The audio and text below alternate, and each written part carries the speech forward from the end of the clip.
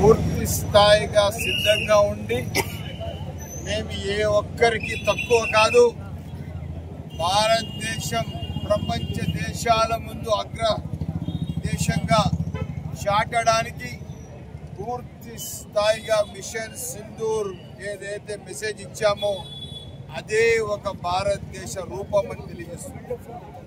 ఎక్కడ కూడా కానీ భయపడే అవసరమే ఉండదు, భయపడే సందర్భం కూడా ఉండదు. భారతీయులం మేము ఆంగ్లేయులకే తరిమి కొట్టాము, ఇంకా మాకు ఏ ఒక్కరు లెక్కలేదు. తప్పకుండా భారతదేశ ఔన్నత్యానికి, భారతదేశ విలువలకు, భారతదేశ సమగ్రతకు కాపాడడం మన అందరి బాధ్యత.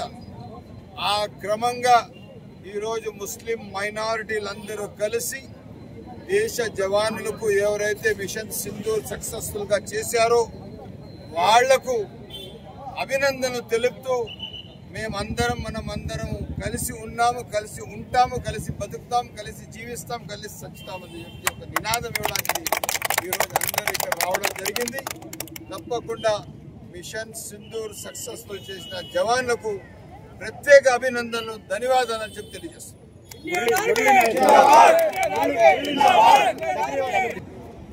కదిరి మన వీర జవాన్ మురళీ నాయక్ కి పూర్తి స్థాయిగా 140 కోట్ల ప్రజల మద్దతు ఉంది. మన రాయలసీమ వాసిగా మన అందరి మద్దతు ఆయనకు ఉంది.